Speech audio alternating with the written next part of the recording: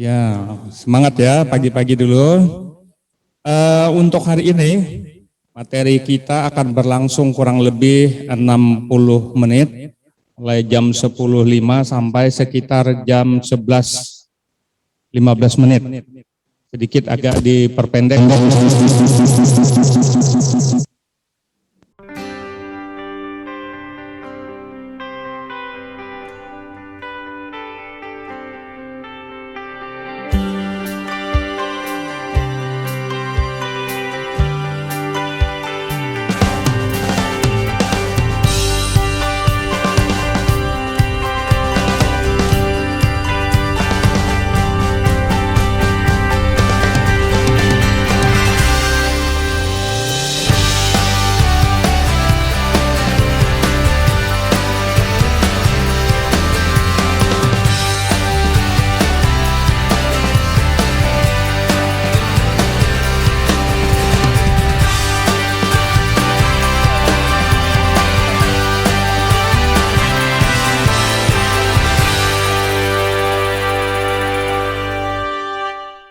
Selamat datang di channel saya, Jurnal Dedi.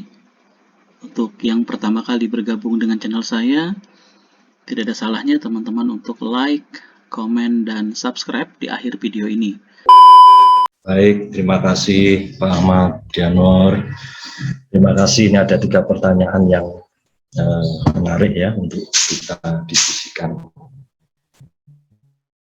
Yang pertama dari Mas Yusril, PKO, Rivaldi dari Ekonomi dan Sosias, PPTU. Iya, mampukah kampus Merdeka melawan employee mindset di kalangan mahasiswa? Ya, jadi begini teman-teman mahasiswa semua, MBKM itu kan harapannya adalah untuk masuk di dalam dunia kerja, dunia industri, dan bahkan tidak sekedar itu, perguruan tinggi akan menyiapkan bagaimana tantangan hari depan saudara. Ya, tidak hanya saat ini, tidak hanya sekedar kamu lulus nanti menjadi guru, tidak, tetapi bagaimana saudara akan menghadapi tantangan zaman ke depan. Hingga MBKM ini salah satu penyiapan saudara dalam hal banyak aspek, baik sikap, perilaku, karakter, pengetahuan, keterampilan, dan bertanggung. Ketika mahasiswa memiliki aspek-aspek itu, pastilah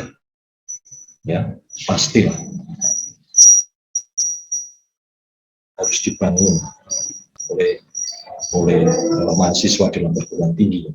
Tidak sekedar lulus nanti saya akan kerja, akan mendapat gaji yang setara dengan kesarjanaan saya. Kan tidak sekedar itu. Penghargaan yang diberikan oleh masyarakat terhadap lulusan perguruan tinggi itu ya harus sesuai dengan kompetensi yang dimiliki. Ya, memang tidak bisa terlepas bahwa perguruan tinggi itu juga menyiapkan lulusan-lulusan yang siap pakai juga, biarpun masih harus untuk dikembangkan di masyarakat, dikembangkan dalam melalui program-program tertentu. Jadi mindset yang terjadi di dalam kalangan perguruan tinggi ya, terkait dengan persoalan employee itu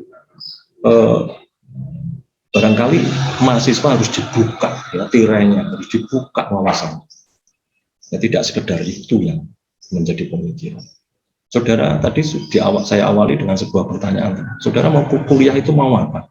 Mau sekedar untuk mencari sarjana, lalu untuk gagah-gagahan, untuk menaikkan tingkat status sosial, untuk meningkatkan status ekonomi? Saya mengatakan tidak keliru, tetapi masyarakat akan memberi reward kepada saudara, akan dilihat dari kompetensi, ya, tenaga kerja yang bagus, karyawan yang hebat, tentunya kan begitu. Lulusan mana tahu IKIP PGRI. Itu guru lulusan mana tahu IKIP PGRI. Itu karyawan sebuah perusahaan dari mana tahu, oh IKIP PGRI. Waduh, berarti apa? Kurikulum IKIP PGRI sudah menyiapkan ke hari depan saudara. Jadi mindset employee yang ada di dalam kalangan mahasiswa itu harus segera ya mindsetnya diubah. Jangan semata-mata untuk menjadi tenaga kerja saja, tetapi tingkatkan kompetensinya, kemampuannya. Soal ribet itu akan datang sendiri. Ya, penghargaan itu akan datang sendiri ketika melihat kualitas kompetensinya. Nah, bagaimana terobosan-terobosan MBKM? Ya selama ini sebenarnya perguruan tinggi itu kan sudah ya, ada beberapa bagian yang sudah dilakukan. Ada 8 kegiatan MBKM. Tetapi perguruan tinggi kan punya program PPL, PKL, KKL, pengabdian-pengabdian secara institusional. Kan sudah dilakukan. Pertukaran pelajar sebelum ada MBKM sudah banyak perguruan tinggi melakukan itu. Ya. Kampus mengajar dan sebagainya. Dosennya aja kemana-mana. Saya beberapa saat yang lalu ngajar di UPSI Malaysia, ngajar di perguruan tinggi di Indonesia juga, ya, yang ada kerjasamanya. Mengapa tidak? Mahasiswa juga demikian.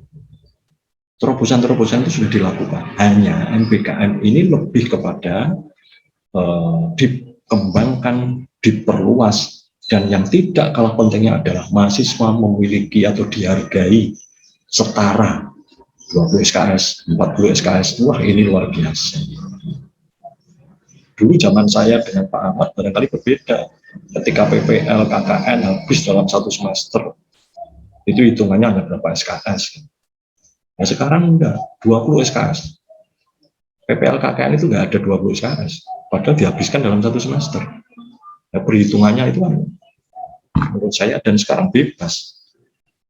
Ya, IKIP PGRI boleh menyiapkan mahasiswanya untuk meningkatkan kompetensinya untuk magang kerja, gitu ya. Tidak hanya berkutat dalam dunia pendidikan. Jadi guru, jadi dosen itu kan butuh juga wawasan yang luas tentang dunia luar. Nanti kalau tidak kan murid-muridnya kuper semua, gitu ya. Yang diajarkan kan hanya kotak kecil yang tidak berkembang lama-lama. Jadi terobosan-terobosan itu tentunya endingnya adalah semua diberikan kebebasan pada perguruan tinggi. Pemerintah hanya memberikan ini loh panduannya, ya, silakan sesuaikan dengan kearifan lokal, ya, visi misi perguruan tinggi untuk mencari terobosan-terobosan itu. Nah, koridornya sudah ditata di situ, bagaimana untuk menghargai SKS-nya dan sebagainya. Asal semua itu dilaporkan di dalam programnya Dikti, ya, bahwa IKIP PGRI sudah melakukan ini didaftarkan di sana, sehingga sudah bisa dihargai SKS-nya. Nah, mengapa pembelajaran mata kuliah pada program studi yang sama di perguruan tinggi yang berbeda? Ini ada sebuah pertanyaan gitu ya. Ya, mungkin sama-sama PKO, sama-sama ekonomi, sama-sama teknik di perguruan tinggi yang lain. Ya, biarpun sama prodinya, bisa jadi beberapa kurikulumnya berbeda. Ya, tadi sama dengan kearifan lokal, kekasan perguruan tinggi. Sama-sama prodi PKO di UNES dengan yang di IKIP bisa jadi programnya berbeda. PJKR sama, ekonomi sama, teknik sama. Mengapa tidak mencoba itu? 1 semester aja lah Pak. Saya tak di program studi saya yang sama, tapi di perguruan tinggi lain. Di IKIP PGRI Semarang. IKIP PGRI Semarang juga cukup maju, prodinya cukup banyak. Ya, olahraganya maju sekali. Dosen-dosennya hampir semua adalah mahasiswa saya, lulusan UNES semua. Ya, luar biasa. Mengapa tidak? Jadi situlah sebenarnya tidak serta-merta setiap prodi itu mesti kurikulumnya sama, enggak.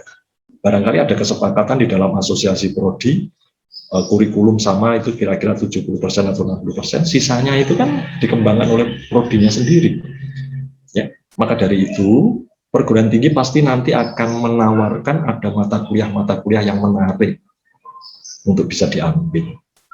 Contoh saja misalnya di tempat saya itu ada yang namanya entrepreneur keolahragaan, ada jurnalisme keolahragaan, ada industri keolahragaan, ada mata kuliah yang menarik lagi adalah outbound, ya.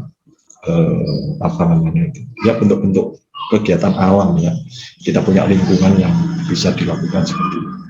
Lalu kerjasama dengan lembaga-lembaga luar yang barangkali menjadi menarik. Cabang-cabang olahraga yang dikembangkan di UNES sudah mendunia, seperti woodball yang mungkin tidak ada di banyak tempat. Kita punya lapangan golf misalnya, bisa mengembangkan di situ dan sebagainya. Itu yang olahraga, yang ekonomi lebih luar biasa. UNES ekonominya yang the best, ya. Barangkali bisa belajar ke UNES untuk teman-teman ekonomi. Prodi ekonominya UNES luar biasa, ilmu kesehatan masyarakatnya luar biasa, dan juga banyak prodi teknik yang juga sama. Itu yang barangkali biarpun prodi yang sama, tapi perguruan tingginya berbeda. Saudara akan bersosialisasi juga dengan teman-teman di daerah lain, ya. Seperti pertukaran pelajar itu kan, saudara jangan hidupnya kau sendiri, jangan. Kalau pertukaran pelajar ya hidupnya ikut dosen, ikut masyarakat setempat, ikut bersama-sama. Kami sering, ya, kalau ada pertukaran mahasiswa dari luar itu, dia dititipkan ke dosen-dosen. 1 minggu di tempat saya, 1 minggu di tempat siapa, gitu, ya. Sehingga dia bisa hidup bersama-sama dengan lingkungan masyarakat di daerah setempat. Nanti kalau saudara kos dengan mahasiswa yang sama, tidak ada sesuatu yang didapat, ya. Kalau pertukaran pelajar itu harus hidupnya ya ikut keluarga-keluarga itu. Beberapa hal yang bisa kami sampaikan, ya. Mungkin ada hal yang barangkali kurang, ya, terkait dengan persoalan nanti bisa waktu yang lain, atau mungkin bisa menyampaikan secara tertulis, nanti saya akan menginformasikan kepada panitia. Itu Pak Ahmad, Dianur, 3 pertanyaan yang barangkali bisa saya sampaikan, saya memberikan wawasan. Terima kasih Bapak Dr. Mogio Hartono yang telah memaparan kepada kita. Dan sebelum kita akhiri, saya sedikit simpulkan apa yang saya sampaikan. Ketika kita nanti mengikuti perkuliahan ke depan, 4 tahun ke depan, itu ada kurang lebih 144 SKS yang harus kita tempuh. Kemudian itu perlu lagi penyediaan untuk menghadapi kehidupan di masyarakat dan dunia kerja yang akan datang. Menghadapi kerja yang akan datang itulah makanya pemerintah memberikan kesempatan kepada kita, yaitu Merdeka Belajar Kampus Merdeka yang dilakukan bentuk 8 prioritas Merdeka. Ke-8 prioritas tersebut sudah dipaparkan oleh Bapak Dr. Mogio Hartono. Itu bisa kita ambil dengan kita nantinya yang akan diberikan oleh kampus, tetapi baru di semester, bukan yang cuma awal, sehingga ketika pada mahasiswa paham yang harus dia akan mengambil, mungkin yang agak berbeda, termasuk juga nanti di lain di daerah dan di sini perguruan tinggi yang dituju atau blended, bentuk campuran. Nah, itu nanti kita lihat perkembangannya karena masih beberapa waktu lagi ke depan. Demikian Bapak Dr. Mogio Hartono, terima kasih atas presentasi dan kesempatan datang ke tempat kami untuk memberikan wawasan, pengetahuan kepada kami para dosen juga termasuk para mahasiswa. Mudah-mudahan apa yang Bapak berikan mendapatkan limpahan dari rahmat Allah Subhanahu wa taala. Amin ya. Amin, amin, amin, amin. Demikian para mahasiswa, dengan demikian maka acara ini berakhir dan kita tutup dengan mengucapkan hamdalah. Alhamdulillahirabbil alamin. Lebih kurangnya saya mohon maaf dalam membawakan acara ini. Billahi taufiq wal hidayah. Wassalamualaikum warahmatullahi wabarakatuh. Selamat siang.